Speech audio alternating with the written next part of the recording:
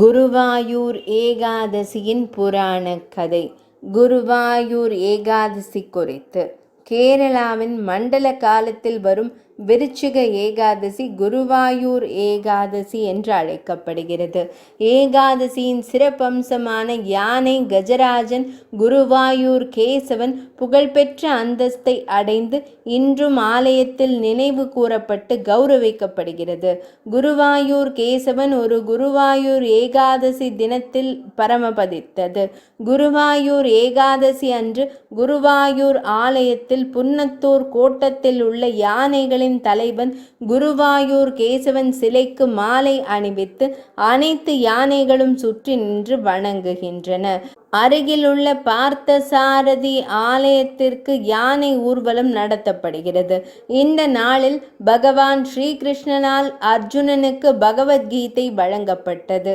கீதா ஜெயந்தி இங்கு கீதோபதேசம் என்று அழைக்கப்படுகிறது.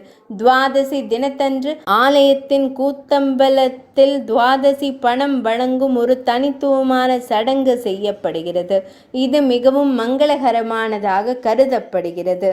குருவாயூர் ஏகாதசியின் முக்கியத்துவம்.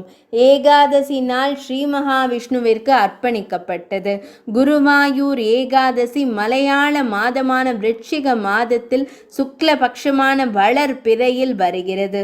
மேலும் கேரள தேசத்தில் உள்ள புகழ்பெற்ற குருவாயூர் ஸ்ரீகிருஷ்ணர் ஆலயத்தில் அனுசரிக்கப்படுகிறது. இது அதிக எண்ணிக்கையிலான யானைகளின் உரிமையாளரான குருவாயூர் அப்பனின் இருப்பிடமாகும். ஏகாதசி நன்னாளில் யானைகள் ஊர்வலம் பிரம்மாண்டமாக நடத்தப்படுகிறது. ஏகாதசி நாளில் ஆலய சந்நிதியின் கதவுகளை மூடுவதில்லை. ஏகாதசிக்கு முந்தைய நாள் தசமி அன்று திறக்கும் ஆலயம் கதவு துவாதசி நாளில் மட்டுமே மூடப்படும். புராண கதை. ஒருமுறை ஸ்ரீ மகாவிஷ்ணு யோக நித்திரையில் இருந்தார்.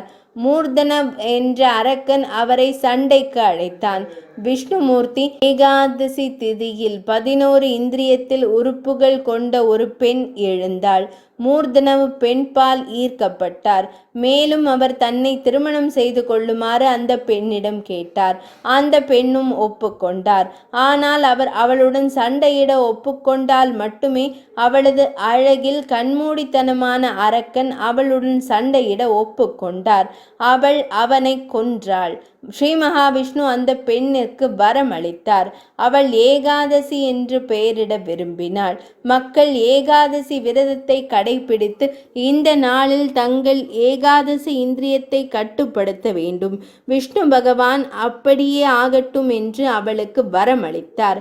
ஒரு முறை விஷ்ணு பகவான் யமனின் இருப்பிடத்திற்கு வருகை தந்ததாக மற்றொரு புராணம் கூறுகிறது.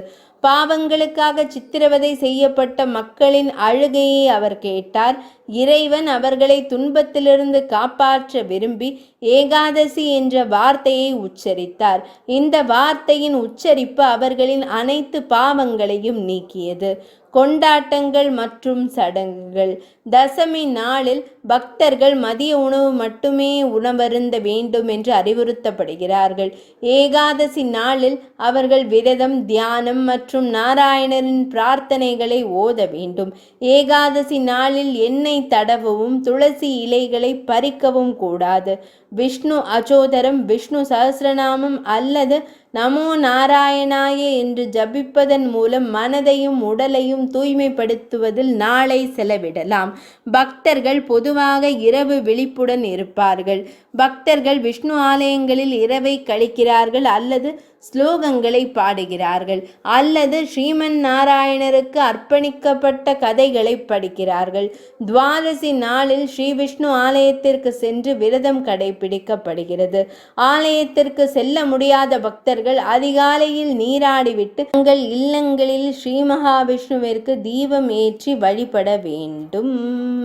குருவாயூர் ஏகாதசி புராண கதை நிறைவடைந்தது.